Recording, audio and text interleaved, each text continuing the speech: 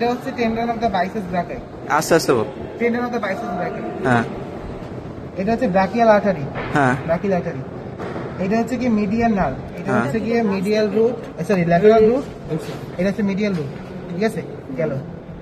তারপর এটা হচ্ছে কি আলনার নার্ভ, দেখছো? এটা হচ্ছে বেসিলিক ভেইন। ঠিক আছে? এটা হচ্ছে ব্রাকিও রেডিয়ালিস। এটা হচ্ছে কি রেডিয়াল আর্টারি। এটা হচ্ছে আলনার আর্টারি।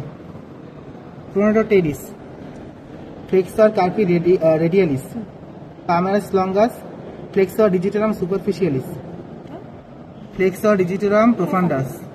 আর কিছু নাই।